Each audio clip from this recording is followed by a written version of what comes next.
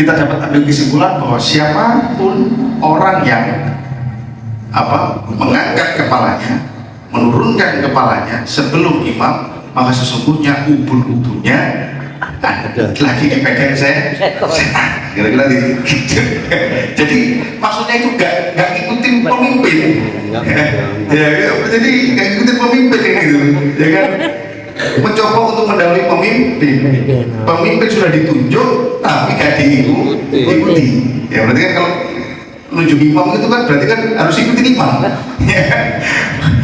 Mau tua mau muda mau siapapun, kalau sudah ditunjuk dari pemimpin diikuti. Ini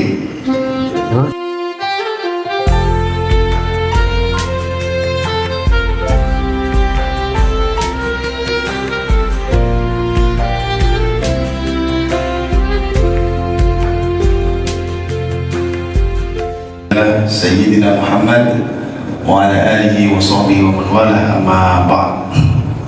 Jamaah yang dimuliakan oleh Allah, tak bosan-bosan marilah kita selalu sampaikan puji syukur kita kepada Allah Subhanahu wa taala atas limpahan rahmatnya sehingga kita ada di majelis yang mulia ini dan langsung mendekatkan diri kita kepada Allah Subhanahu wa taala. Kedua, salawat serta salam mari kita selalu sampaikan kepada junjungan kita baginda Nabi Muhammad sallallahu alaihi wasallam. Jamaah yang dimuliakan oleh Allah, pada kesempatan kali ini izinkan saya menyampaikan beberapa hal terkait dengan sholat, karena saya rasa penting gitu kan, biar kita paham gitu kan, biar kita paham kalau sudah tahu ilmunya sehingga kita ini gak gampang nyalah-nyalahin orang gitu ya, biar gak gampang nyalah-nyalahin orang gitu. Karena kalau ilmunya banyak itu kan disenyumin aja kalau ada orang perlunya sedikit gitu kira-kira. Nah, baik. Jadi berkaitan dengan mengikuti sholat Nabi dan memang dijadikan untuk diikuti. Ini sudah saya tulis di blog saya. Nah, yang pertama ini ada satu hadis, ya. Ada satu hadis tentang sholat sebagaimana Nabi sholat, ya. Jadi itu sekarang udah gampang kalau nyari masalah nyari sumber referensi hadis itu udah gampang, ketik di internet itu ya.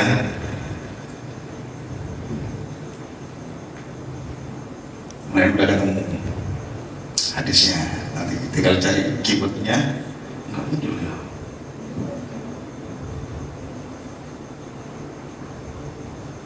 Oke. Nah, ini udah langsung muncul gitu. Keywordnya itu sudah muncul gitu kan di internet. Oke. Nah, baik. Saya bacakan, kita baca bareng-bareng. Haddatsana Muhammad bin Musanna menceritakan kepada kami, bisa ini Sahih Bukhari, berarti Imam Bukhari, dari Imam Bukhari menceritakan kepada Imam Bukhari gurunya yaitu Muhammad bin Musanna. Jadi Imam Bukhari dari Muhammad bin Musanna. Terus haddatsana Abdul Wahab, Muhammad bin Musanna ini dapat dari gurunya Abdul Wahab. Haddatsana Ayyub, dapat dari gurunya Abu Ayyub, an Abi Kilabah, dari Abi Kilabah. Haddatsana menceritakan kepada kami Malik bin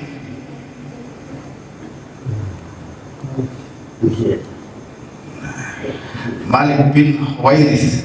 Malik bin Huwairis qala antainan Nabiya, kami mendatangi Nabi. Antaina mendatangi kami, Nabiya kepada Nabi sallallahu alaihi wasallam. Wa nahnu sababatun, dan kami adalah para pemuda mutaqaribuna, yang berdekatan, maksudnya sebaya, umurnya sebaya. Jadi kami adalah pemuda yang sebaya mendatangi Nabi. Fa'aqamna indahu isrina lailatan. Fa'aqamna, dan kami tinggal bersama Nabi, dan kami tinggal indahu di sisinya, di sisi Nabi, isrina lailatan 20 malam.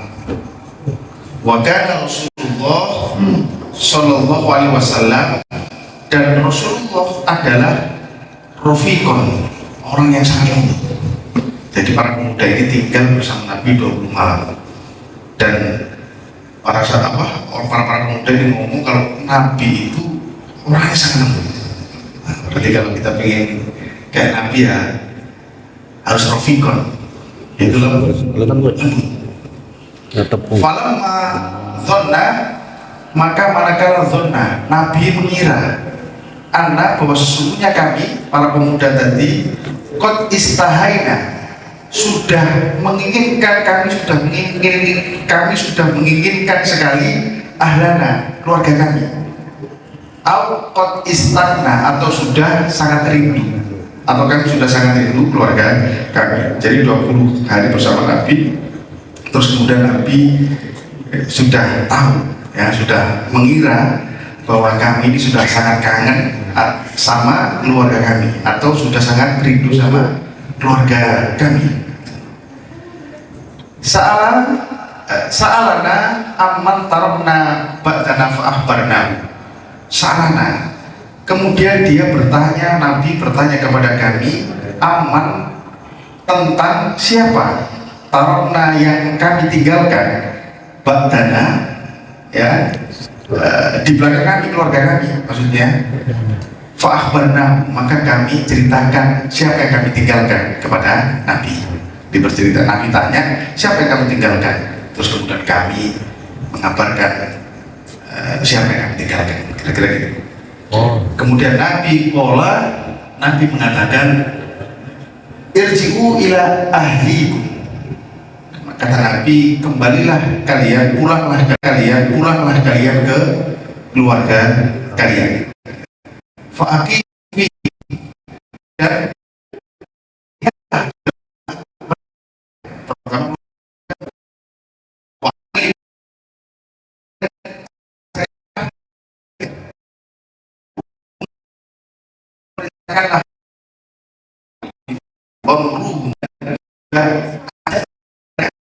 ya, wadakar asya, Nabi kemudian menyebutkan beberapa hal.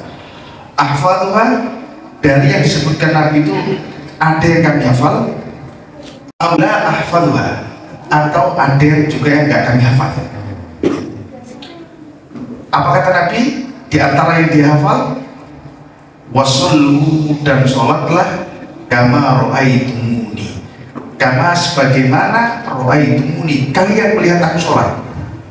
Jadi kata Nabi, wahai para pemuda, sholatlah kalian sebagaimana aku sholat. Faida hadrat as-sholatu, maka apabila sholat, waktu sholat telah datang, ya, falyu'adzin, maka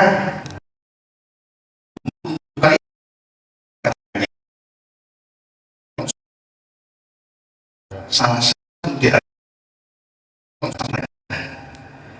falyammakum falyamma, yang lebih bijak, yang lebih fasih, yang lebih pinter, ya kan, yang lebih berilmu di antara kalian, itu falyamma. Jadi dari hadis ini dapat kita ambil kesimpulan, kita diminta agar sholat sebagaimana Nabi sholat. Nah, itu saja hadis ini, adanya cuma itu. Oke, kita lanjut ya. Ini sudah saya terjemahkan juga. Kemudian berikutnya, hadis tentang imam dijadikan untuk diikuti. Nah, ternyata ini penting. Jadi salah satu hikmah daripada sholat itu adalah imam itu nggak boleh didahului. Sama dalam keadaan apapun lah, dalam organisasi dan dalam apapun, imam itu jangan didahului. Gitu. Kalau kita sudah menuju imam, ya jangan keputusannya didahului. Gitu ya. Jadi keputusan harus keputusan di imam. Dan ternyata sholat itu mengajarkan itu. Gitu. Mengajarkan kepemimpinan. Hadis ini dari Sahih Bukhari, kitab Sahih Bukhari, dari kitab Sahih Bukhari. Linknya dari sini. Linknya. Hadatsana Abdullah. menceritakan kepada kami, jadi Imam Bukhari dari gurunya Abdullah bin Yusuf. Qala ahbaruna mengabarkan kepada kami Malik an Ibni Syihab dari Ibni Syihab an Anas bin Malik dari Anas bin Malik anna Rasulullah bahwasanya Rasulullah Shallallahu Alaihi Wasallam rakiba farusan. Dulu Nabi itu pernah naik kuda, rakiba farusan, naik kuda. Fasuri'an, tapi kemudian tiba-tiba Nabi terpleset, terjatuh dari kuda itu. Fajukisa sikuhu al-aiman, fajukisa maka terlecet, maka lecet, terluka. Sikuhu bagiannya al-aiman yang kanan. Jadi bagian tubuh Nabi yang kanan kemudian ada yang lecet. Terus kemudian sakit, kemungkinan sakit ya. Pokoknya dijelaskan bahwa ada bagian Nabi yang terluka yang di bagian kanannya. Fasolah sholatan, maka Nabi kemudian sholat suatu sholat ya. Fasolah sholatan, maka Nabi sholat suatu sholat min sholawati dari beberapa sholat gitu ya. Wahwa qaidun, dan beliau dalam keadaan duduk. Jadi kemungkinan ini Nabi karena tadi jatuh, ada bagian yang terluka, kemudian Nabi sholat dalam keadaan duduk. Fasolaina, maka kami sholat waro'ahu udan, di belakangnya juga dalam keadaan duduk. Jadi Nabi sholatnya duduk, fasolaina waro'ahu udan. Kalau imamnya duduk, maka kami yang di belakang juga sholatnya ikut duduk. Kalau imamnya duduk ya, kalau imamnya duduk. Falamma maka manakala insorofa, telah selesai dia, Nabi telah menyelesaikan sholatnya. Kola, kemudian Nabi mengatakan, innama, sesungguhnya hanya, ju'ila, dijadikan al-imam, imam itu liyutamma, untuk diikuti, bihi, dengannya, terhadapnya. Jadi di sini diambil kesimpulan bahwa imam itu dijadikan untuk diikuti. Jadi imam dijadikan untuk diikuti. Faidah sholat, mau dilanjutkan faidah, maka apabila sholat imam itu sholat iman berdiri, fasollu qiyaman, maka sholatlah kalian berdiri. Faidah roka'a, maka apabila roka'a di rukuk imam, farka, maka rukuklah kalian. Kalau berdiri rukuk. Wa idza rafa'a, maka apabila imam itu bangun, farfa'u, maka bangunlah. Wa idza qala, dan apabila qala imam itu mengucapkan sami Allahu liman hamidah, sami'a, mendengar, Allah liman, kepada orang hamidah yang memujinya. Jadi kalau sami Allah liman hamidah, Allah itu mendengar kepada siapapun yang memujinya, gitu ya. Maka ketika imam mengatakan sami Allahu liman hamidah, faqulu, maka ucapkanlah kalian Rabbana walakal hamd. Rabbana, ya Tuhan kami, walaka, dan untukmu, alhamdu, segala pujian itu. Ya Rabbana, faqulu Rabbana, ya Tuhan kami, hanya untukmu, alhamdu, segala pujian itu. Terus kemudian diulang, wa idza shalla, maka apabila imam itu berdiri lagi, fasollu qiyaman, maka berdirilah dalam keadaan berdiri. Maka apabila imam itu berdiri, fasollu qiyaman, maka sholatlah dengan berdiri.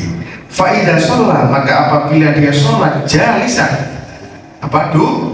duduk, fasollu, maka sholatlah julusan, dalam keadaan duduk, ajma'un, kalian semuanya. Jadi di sini dapat kita ambil kesimpulan, imam itu dijadikan untuk diikuti. Jadi imam ditunjuk, maksudnya imam itu ditunjuk untuk diikuti. Ya, kalau imamnya berdiri, imamnya ruku, imamnya bangkit, imamnya sujud, imamnya duduk. Oke. Hanya ada yang redaksinya. Oke. Lanjut lagi. Kemudian ancaman mendahului imam. Nah, ini ancaman mendahului imam. Sanksi. Ya, kita pun motok Imam Malik. Dari kita motok sebetulnya matanya banyak. Saya ambil salah satu aja. Gitu ya. Sebetulnya hadis para sahabat yang menceritakan tentang riwayat-riwayat seperti itu banyak ya. Tapi saya ambil salah satu saja.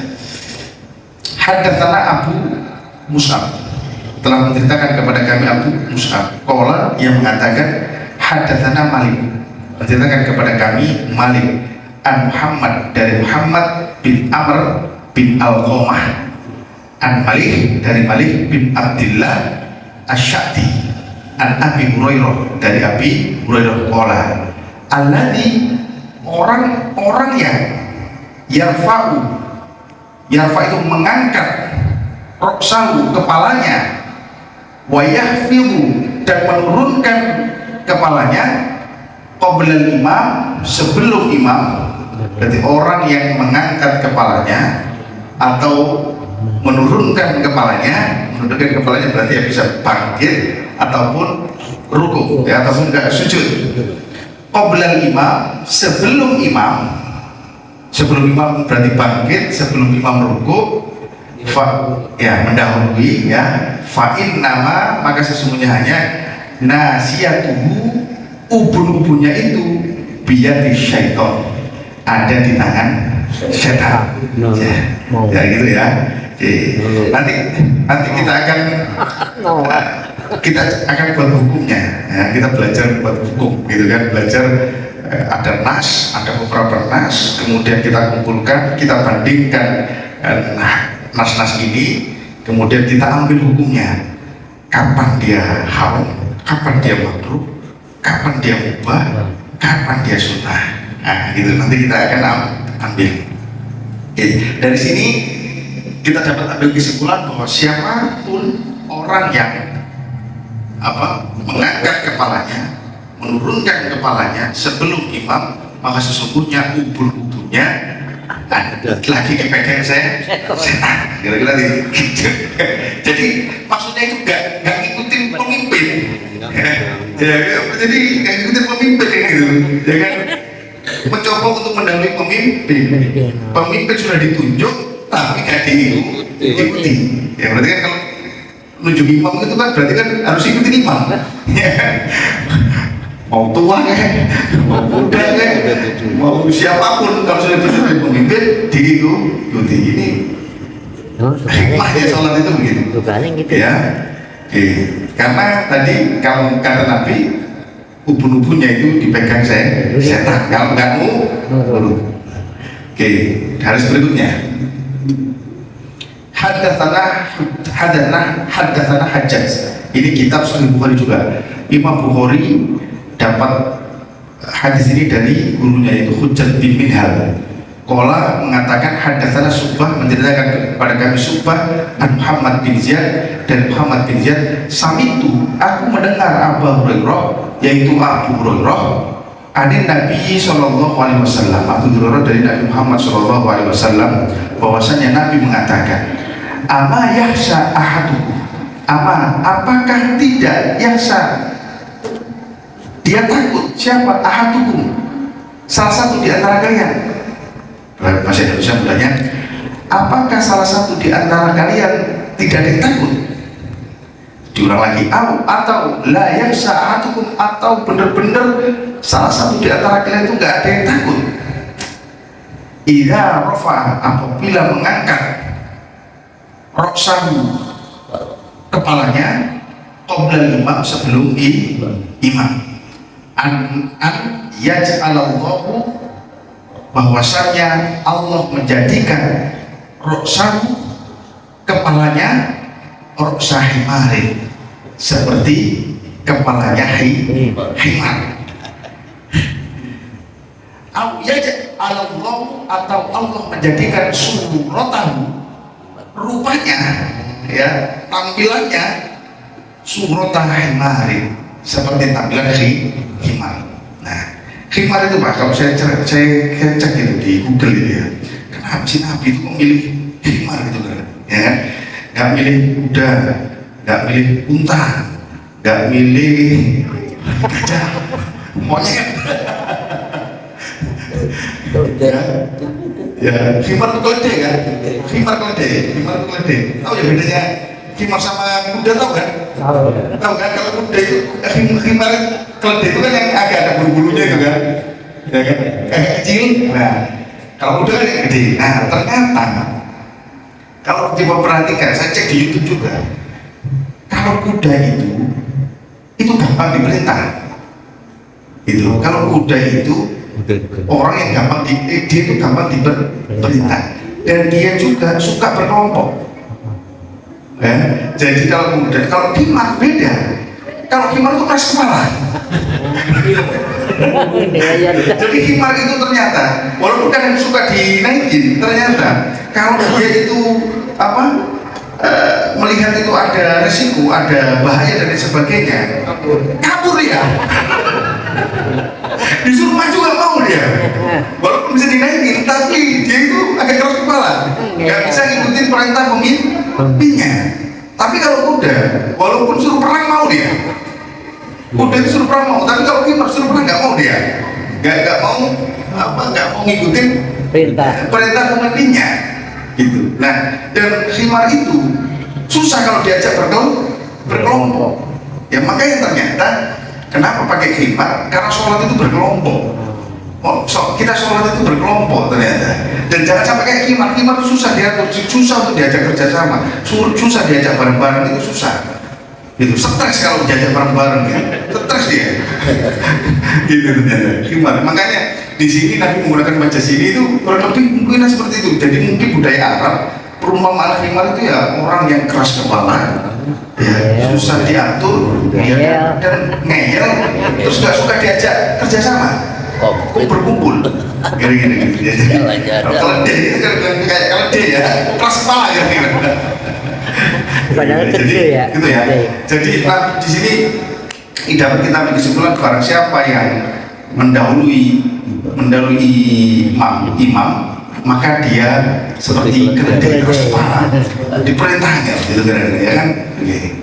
Oke, dapat kita. Terus kemudian, nah ini hadis mulai sujud. Ini ya, hadis mulai sujud ketika Nabi sudah dalam posisi sujud. Ini hadisnya. Ada beberapa hadis, saya ambil beberapa. Ya, ada beberapa hadis. Ini hadisnya dari kitab Sahih Bukhari. Haddatsana Adam. Bukhari dari gurunya Adam. Haddatsana Israil an Abi Ishaq dari Abi Ishaq an Abdillah dari Abdillah bin Yazid al-Khatmi. Haddatsana Barok. Hadis ini dari Barok bin Azib. Wa huwa ghairu kadzubin, dan Barok bukan orang yang pendusta, gitu ya.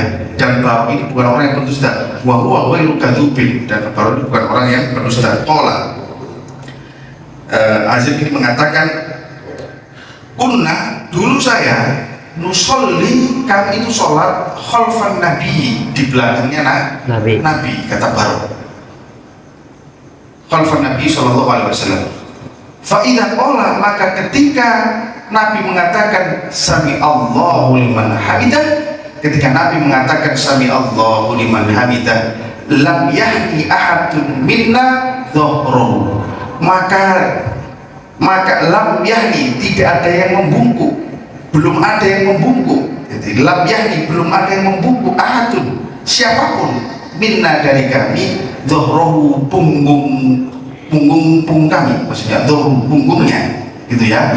Jadi tidak ada yang menuntut di antara lam yahni ahadun, tidak ada yang membungkuk satupun di antara kami, dhuhruhu, punggungnya. Jadi nggak ada yang di antara kami itu yang membungkuk punggungnya, belum ada yang membungkuk punggungnya, hatta yadu'an nabiyyu, hingga Nabi itu, hatta, hingga yadu'u, meletakkan, siapa Nabi sallallahu alaihi wasallam, jabhatahu, dahinya, alal ardi, di atas, menyentuh lantai tanah, al ardi, tanah, Jadi ketika Nabi mengatakan sami Allahu liman hamida, lam yahni ahad, maka tidak ada yang membungkuk siapapun, tidak ada yang membungkukkan punggungnya siapapun sampai Nabi itu dahinya menyentuh tanah. Itu satu. Tadi dari beberapa hadis yang lain, ya.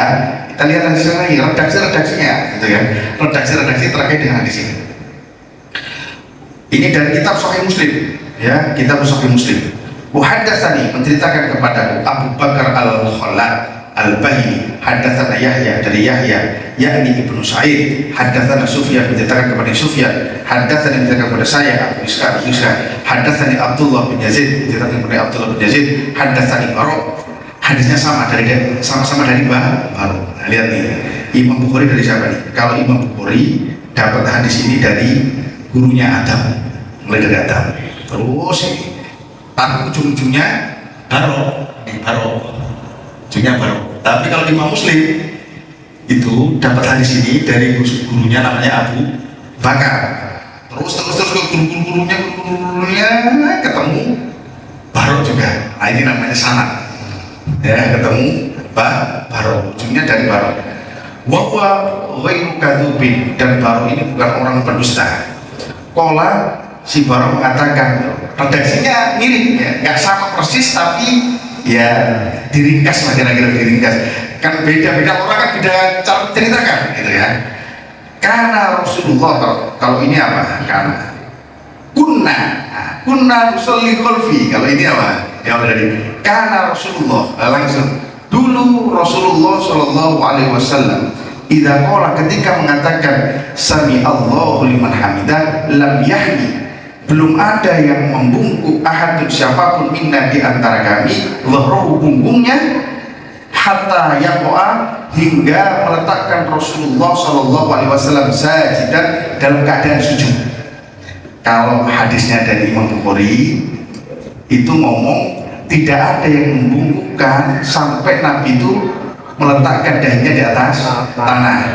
Tapi kalau dari Imam Muslim ngomongnya tidak ada yang membungkukkan di antara kami hingga Nabi itu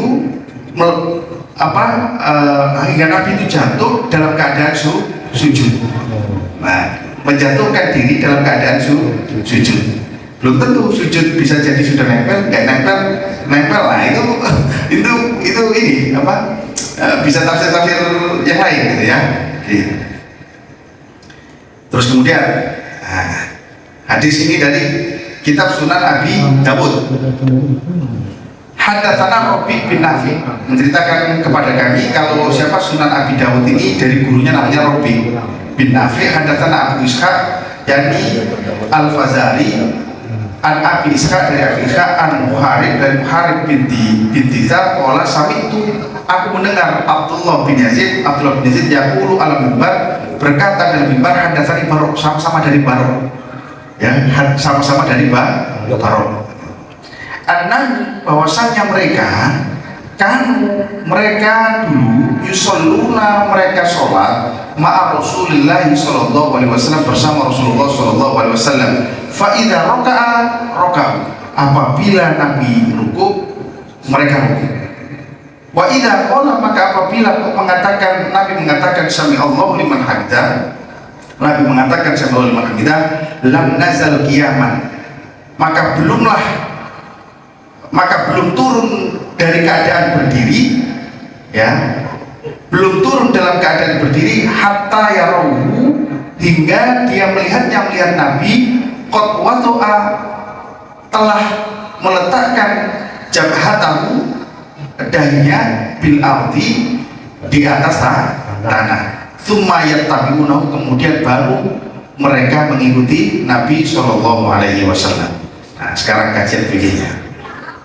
Ya, baik, mari kita merangkai kesimpulan hukum dan alur yang biasanya ditempuh dalam penetapan fikih. Mulai dari kita mengumpulkan nas saja, kita mengumpulkan yang berikut banyak sebetulnya, tapi ya kita ambil yang paling sofi lah. Kita ambil Sahih Bukhari, Sahih Muslim, Sunan Abi Dawud, Imam Malik, kita ambil hadis-hadisnya. Kemudian yang kedua, pemahaman maknanya, kita nanti pahami maknanya, kemudian kita gabungkan dalilnya, Kemudian kaidah usulnya apa? Biasanya para ulama ketika membuat hukum itu bagaimana?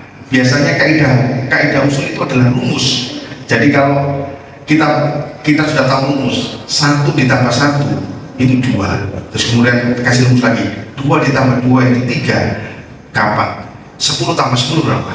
Udah pasti 20. Ini namanya rumus. Jadi kaidah usul itu adalah rumus, ya, rumus untuk apabila ada masalah 10 tambah 10, 15 tambah 11 udah pasti sama.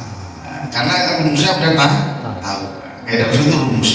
Kemudian istinbat hukum, kemudian ditetapkan hukumnya. Dan hasil akhirnya akan menjawab kapan makmum boleh sujud, kapan dia menjadi wajib, sunnah, makruh, haram atau mubah. Sekarang kita mulai dari pengumpulan nas. Tadi dari beberapa nas tadi, hadis perintah mengikuti imam. Ju'ilan al-imamu liyutamma bihi. Imam itu dijadikan untuk diikuti. Satu. Berarti kita dapat satu isyarat dalam satu hadis, beberapa hadis tadi, imam itu dijadikan untuk diikuti. Kemudian perintah tambahan dalam hadis yang sama tadi, hadis yang pertama kali tadi, fa idza raka'a farka'u, maka apabila imam itu ruku, maka rukulah. Fa idza rafa'a, maka apabila dia bangkit, farfa'u, maka bangkitlah. Nah, gitu ya. Oke. Ini menunjukkan tindakan makmum harus mengikuti gerakan imam, bukan mendahului. Ya, berarti clear ya? Ada yang perlu ditanyakan?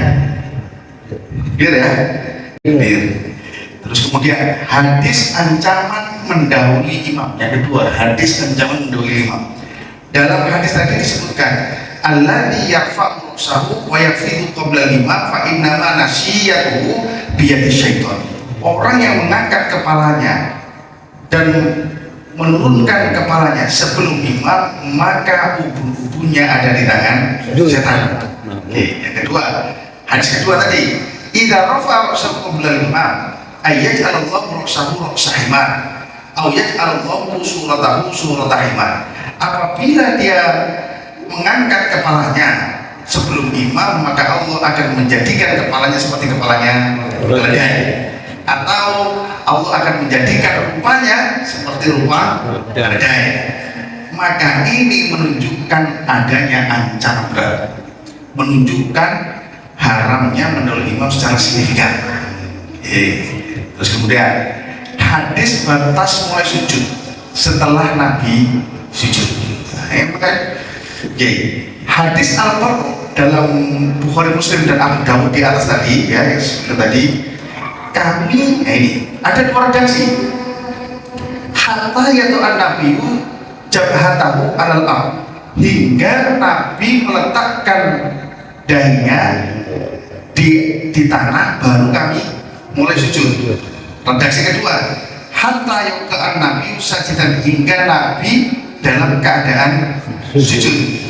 Dan redaksi ngomong jelas-jelas bahwa Nabi meletakkan dahinya di atas tanah. Yang kedua, hingga kami melihat beliau dalam keadaan sujud.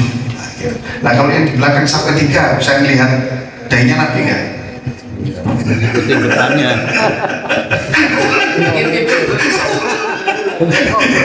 Makanya ini begitu nggak bisa. Fikih itu nggak bisa langsung diambil mentah gitu ya. Jadi, kalau depannya Nabi nggak kelihatan ini, harus di sampingnya nih. Ini udah. Jangan ke yang belakang, ke depan nanti. Ya makanya ini benar nggak ini?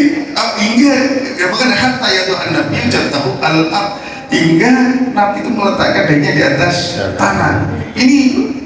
Ini maksudnya sahabat ini begini-begini dulu. Makanya redaksi-redaksi begini itu harus dipahami betul gitu. Ya kan, apa bisa melihat gitu kan? Gitu kan? Tapi kalau sajidah mungkin ya dalam keadaan sujud mungkin gitu. Tapi kalau yang ketiga nggak kelihatan. Apakah nunggu orang semua turun dulu baru oh ya betul ini udah telat, si imam udah langsung balik lagi berdiri lagi, kita baru sujud. Iya. Wah, ya. Ini masalah-masalah fikih seperti ini tuh. Itu. Ya, masalah fikih seperti ini tuh memang seru gitu kan. Nah, berikutnya keselarasan makna dan penggabungan dalil. Ya tadi ya kita sudah tahu masalahnya ya. Hatta ya turun Nabi jatuh al-ard. Bagaimana cara ketahui Nabi itu sudah nyampe ke lantai. Apa begini gitu kan, ya kan?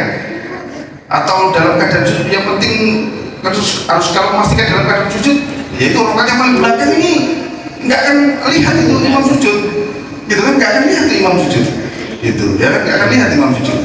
Oke. Nah, keselarasan makna dan penggabungan dalil. Semua dalil jika digabungkan menunjukkan bahwa makmum tidak boleh, sepakat dari hadis tadi, makmum tidak boleh mendahului imam. Makmum mengikuti setelah imam benar-benar masuk posisi berikutnya. Ya, kalau tadi, jadi kalau kita gabung-gabungkan tadi, berarti pertama makmum tidak boleh imam, clear. Makmum mengikuti setelah imam benar-benar masuk pada posisi berikutnya, mesti posisi stabil. Jadi para ulama ngomong bahwa ini posisinya stabil. Kalau ruku ya kira-kira posisinya stabil, sudah mulai kira-kira stabil gitu. Ya kira-kira stabil. Terus kaidah syarat. Nah, ini ada beberapa dalam sholat itu ada beberapa istilah. Yang pertama musyabaqah, dari kata sabiqah. Ya sabiqah. Di sholat itu kalau mendahului itu dinamakan musyabaqah. Sebetulnya perlombaan, sama dengan perlombaan musyabaqah. Berlomba itu untuk mendahului, untuk menjadi satu. Ya, berlomba itu kan saling mendahului. Nah, makanya musyabaqah. Di sholat itu ada beberapa istilah. Mendahului dinamakan musyabaqah. Muwafaqah, bersamaan geraknya. Muwafaqah. Berarti kan kemungkinan kan makmum mendahului, makmum bareng. Nah, itu kan kemungkinannya makmum mendahului, makmum bareng. Kalau makmum bareng dinamakan muwafaqah. Ya. Terus kemudian atau mutaba'atun. Makmum mengikuti, gitu ya. Makmum mengikuti atau mutahallif. Makmum terlambat tanpa udzur. Maksudnya begini, yang dimaksud telat ini sudah rukuk, dari makmum rukuk sudah bangkit. Nah, terus kemudian makmum baru rukuk. Ini namanya telat banget. Mutahallif. Ini namanya mutahallif. Ya, jadi kemungkinan dalam sholat itu mendahului, berbarengan, mengikuti, dan terlambat. Nah, gitu ya. Kemungkinan pasti itu. Ya, musyabaqah, muwafaqah, terus mutaba'ah sama mutakhallif. Pasti itu kemungkinan. Nah, sekarang penetapannya. Penetapan hukum untuk kasus apabila dahi imam sudah menyentuh tanah. Oke. Yang pertama, haram jika makmum sujud sebelum dahi imam menyentuh tanah. Jadi kita yang menyentuh duluan sebelum imam. Nah, ini sudah pasti sangat haram. Karena hadis tadi sudah menunjukkan, ya kan, harus mengikuti kalau rukuk baru rukuk, sujud, ya kan. Ditambah lagi kalau imam itu sudah sujud ada 2 redaksi, kalau sudah dahinya nempel atau dalam keadaan sujud baru kalian mulai sujud. Maka kaidah usulnya an-nahyu ma'at tahdid yadullu ala tahrim. Larangan disertai dengan ancaman itu menunjukkan keharaman. Apa larangannya tadi? Isyarat hadisnya? Apa isyarat di hadisnya tadi? Kalau ada ancamannya, Allah menjadikan kepalanya seperti kepala keledai. Itu menunjukkan ancaman. Jadi kalau ada larangan kemudian ada ancamannya, itu menunjukkan keharamannya. Nah, ini rumusnya. Jadi an-nahyu ma'at tahdid yadullu ala tahrim. Larangan disertai dengan ancaman dalam hadis itu maka menunjukkan keharamannya. Jadi nggak boleh. Apa isyarat dari hadis tadi? Ubun-ubunnya dalam genggaman setan. Nah, ini juga menunjukkan ancaman. Berarti kalau seperti ini berarti larangan. Boleh. Gitu ya, nggak boleh kalau sujud duluan, dahinya nempel duluan sebelum imam. Makanya dalam usul fikih ancaman keras menunjukkan haram.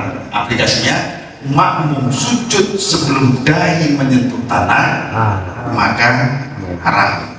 Gitu ya. Oke. Dua, makruh itu dibenci. Sama kayak kalau hukumnya hukumnya merokok, ini makruh dibenci kira-kira. Tapi juga ada yang boleh ternyata. Pembelaan. Jadi makruh itu dibenci, ya. Tapi nggak sampai haram, gitu ya. Oke. Apa? Jika makmum mulai turun sujud bersamaan dengan imam.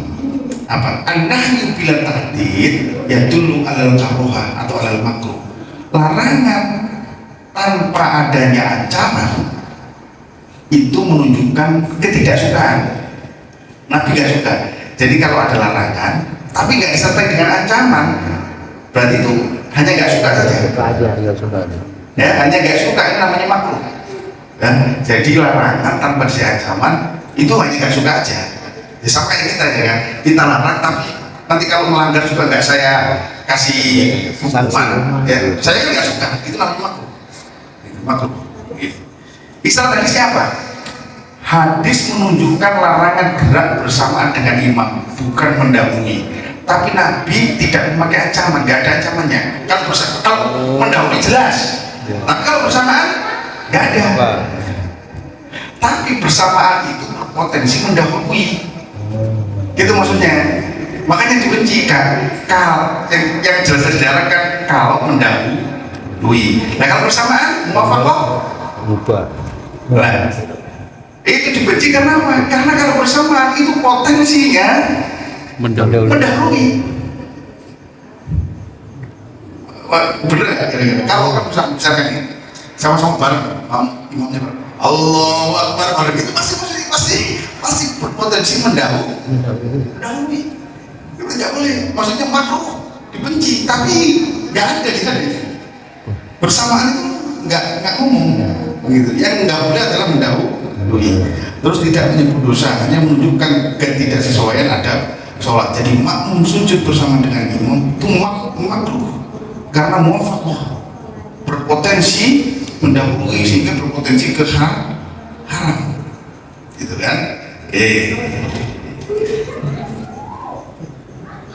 Ya kalau mendahului ini ya kayak anak kecil, biasanya anak kecil mendahului itu. Jadi kalau sholat itu mendahului imam, ya anak kecil. Kira-kira gitu ada anak kecil, kira-kira gitu. Oke, sekarang mubah itu boleh. Ya, mubah itu boleh. Jika makmum mulai bergerak sujud setelah imam masuk gerakan sujud dengan jelas, tapi dahi imam belum sepenuhnya menempel di tanah, namun sudah sangat dekat. Mubah itu apa? Nggak dilarang, juga nggak diwajibkan ya, nggak dilarang juga nggak diwajibkan. Nggak ini apa? Nol lah, nggak ada ganjarannya, nggak ada dosanya. Kira-kira gitu ya, kurang lebih. Nah, lupa boleh gitu ya. Jadi al aslu fil asya, asal dari segala sesuatu itu boleh, termasuk bergerak apapun boleh. Hatta itu dalilu ala tahrim, hingga ada dalil yang melarangnya. Kalau mendahului jelas ada yang melarang, bersamaan masih juga nggak ada yang melarang, tapi berpotensi. Tapi kalau mendahului mengikuti imam tapi belum sampai benar-benar dahi menyentuh tanah sebagaimana tadi disebutkan di garis tadi, bagaimana? Nah, itu kan. Kalau kita mengikuti kalau imam itu sudah mulai sujud, kita baru mulai sujud, pasti kita nggak mendahului, benar ya? Nah, tapi kalau kemudian kita telat, itu ternyata sholatnya cepat, Allahu Akbar. Biasanya itu yang biasa tahu. Makanya itu imam itu juga harus memperhatikan makmum. Makmum itu tua. Kadang imam juga harus memperhatikan makmum gitu ya. Contoh, kita nunggu nih. Ternyata padahal waktu untuk sujud itu minimal itu kan hanya kata subhanallah gitu, tasbih, bahasa tasbih. Subhanallah. Subhanallah azim, itu kan subhanallah gitu kan. Kalau cuma baca sekali, kita nungguin lihatin siapa makmum sampai sujud, buru bangun kita boleh Terlambat kita. Makmum terlambat bacaan. Makmum berbangun gitu ya kan. Nah, sehingga hukum asal segala sesuatu itu adalah boleh sampai ada dalil yang menunjukkan keharamannya. Misal hadis hanya melarang mendahului bersamaan, namun tidak melarang bergerak setelah imam mulai sujud. Benar ya? Tadi ngomong gitu ya. Nabi melarang mendahului bersama mendahului karena ada ancamannya di sampingnya keledai. Tapi namun tidak melarang bergerak setelah imam mulai sujud. Meskipun dahi imam belum menyentuh tanah, tapi sudah sangat dekat, tidak ada larangan eksplisit, berarti kembali ke hukum asal. Wah, boleh saja karena dari kondisi tadi, gitu kan? Malah kita jadi haram karena telat. Kita nungguin begini, imam sudah begini, kita baru sujud, kayak gitu kan? Aplikasinya, makmum mulai belum sujud setelah imam mulai turun. Jadi fase akhir gerakan mubah. Nah, kemudian yang sunnah bagaimana? Yang kebiasaan Nabi gimana? Sama gimana yang sunnah muakkad? Jika makmum mulai sujud, tepat setelah melihat imam telah sujud, dahi di tanah, susah ini, pasti susah. Jadi al-amru bila tahdid yadullu ala istihqaq. Perintah tanpa adanya ancaman menunjukkan anjuran. Adanya perintah tapi tanpa adanya ancaman itu punya sunnah. Contoh, kalau kamu Nabi kalau perintahnya bisa gini, kalau kamu harus mulai sujud ketika saya dari saya sudah benar sujud, ini perintah. Kalau nggak kita lakuin baru haram. Kalau ada ancamannya misalkan, ya. Tapi kan perintahnya kan kami itu baru mulai sujud ketika kami melihat dari kami menyentuh tanah atau Nabi dalam keadaan sujud. Nah, ketika sajidah tadi dalam keadaan sujud itu posisi sujud itu dimakan sudah menyentuh tanah. Ketika sudah mulai posisinya mulai stabil, satu jengkal aja sudah mulai mau menyentuh tanah, boleh nggak? Begitu kan? Jadinya karena aplikasi fikih pasti seperti itu. Nah kan, tanpa aja menunjukkan ada anjuran. Isyarat apa isyaratnya? Hadis Nabi bersabda jika imam sujudlah. Terus kemudian riwayat Barok, kami tidak sujud sampai beliau sujud. Namun sahabat melakukan setelah melihat Nabi sujud, dan Nabi tidak memberi ancaman jika makmum terlambat sedikit. Ada ancaman nggak? Kalau terlambat sedikit aja ada ancaman? Nggak ada dari hadis tadi. Nggak ada. Jadi aplikasinya makmum sujud setelah melihat imam benar-benar sujud, yaitu dari tanah sunnah muakkad. Kalau kita bisa seperti itu yang dimuakkadkan, ya. Kemudian makruh jika makmum menunda sujud hingga imam sudah lama sujud. Nah, kalau misalkan nih sujudnya lama nih, misalkan sujud lama, biasanya kan lama tuh, ada imam yang lama banget tuh. Nah, kira-kira kalau mau 1 menit terakhir sebelum dia berdiri saya baru sujud gimana? Iya, itu bagaimana hukumnya lagi? Kan hukum makan banyak banget hukum gitu. Ya, jadi kan lama, baru kan, karena kita begini-begini kan, ya kan, begini-begini, baru kita mulai sujud. Nah, itu bagaimana? Nah, ya kan? Nah, bisa juga makmum jika makmum, tapi nggak sampai ya. Jadi kalau dia lama sujud, tapi nggak sampai makmum imamnya itu bangkit, kita sujud, makruh kelamaan, tapi jangan kelamaan. Kan yang dimaui kan ketika Nabi sudah menyentuh, ketika dahi imam sudah menyentuh, baru kita menyentuh kan. Tapi kalau lama, nah itu ternyata juga ada hukumnya juga, ya kan begitu kan? Ya udah sujud. Sebab apa? Termasuk al-mukhallif, yaitu terlambat. Dilarang karena menghilangkan makna mengikuti, ya kan? Karena kan harusnya mengikuti, Iya. karena terlambat mengikuti, Karena nggak ngikutin diri sendiri. berarti kan tidak mengikuti, gitu kan? Nah ini penting ya, makanya ya apa? Pokoknya ini aja, kita kalau nggak sempurna baca bacaan doanya dalam sholat, ketika nanti imam mulai aja, karena kalau telat kan jadi ada hukumnya, gitu ya, jadi Kena hukum. ada hukumnya.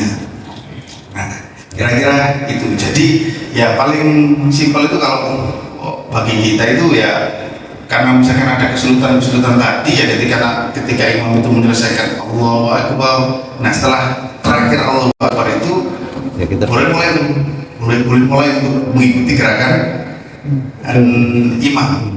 Makanya imam itu kalau bagi dari sujud itu kan ada lama. Allahu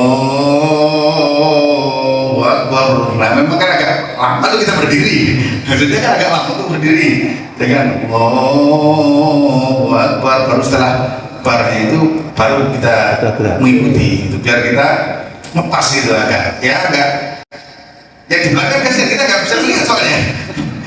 Kita nggak bisa lihat. Kira-kira gitu. Jadi ya mudah-mudahan ini bisa memberikan gambaran kita sehingga kita nggak terlalu kaku gitu kan.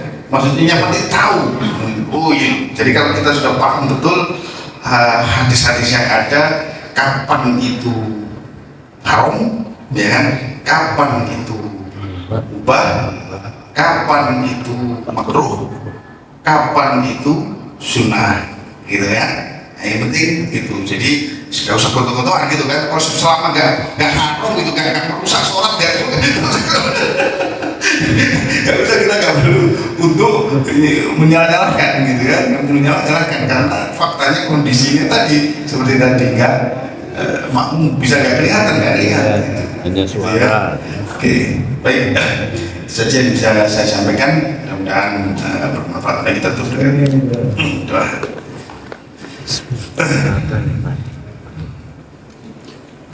أعوذ بالله من الشيطان الرجيم. بسم الله الرحمن الرحيم. حمد الشاكرين حمد النائبين حمدا يوافي نعمه ويكافئ مزيده. يا ربنا لك الحمد كما ينبغي لجلال وجهك الكريم وعظيم سلطانك. اللهم تقبل واوصل ثواب من قرانا من القران الذي وما هللنا وسمعنا وحمدنا واستغفرنا وصلينا على سيدنا محمد هدية واسرة ورحمة نازلة ورحمة شاملة حبيبنا وشفينا سيدنا محمد وإلى جميع إخواننا والأنبياء والمرسلين والأولياء والسادة والصالحين وصحابة والتابعين والعلماء المسلمين المجاهدين في سبيل الله وإلى جميع القبور من الأولياء والملائكة والمسلمين ونحسن وصل إلى آبائنا وأمهاتنا وجداتنا وجداتنا وسيدنا وسادنا وأستاذنا حيهم والأموات. اللهم اغفر لهم وارحمهم وعافهم واعف عنهم. اللهم اغفر لنا وارحمنا وعافنا واعف عنا. اللهم إنا نسألك السلامة في الدين وعافية في الجسد وزيادة في العلم وبركة في الرزق والتوبة قبل الموت ورحمة عند الموت وفرة بعد الموت. اللهم هون علينا في سكرات الموت والعافية عند الحساب. ربنا هب لنا من أزواجنا وذرياتنا قرة أعين واجعلنا إماما. رب اجعلني مقيم الصلاة وكل ربنا وتقبل دعاء. ربنا تقبل دعاء. ربنا تقبل دعاء. ربنا اغفر لي ولوالدي وابني يوم يقوم الحساب. ربنا لا تزغ قلوبنا بعد إذ هديتنا وهب لنا من لدنك رحمة إنك أنت الوهاب. ربنا آتنا من لدنك رحمة وهيئ لنا من أمرنا رشدا. ربنا آتنا في الدنيا حسنة وقنا عذاب النار. وصلى الله على محمد والحمد لله رب العالمين.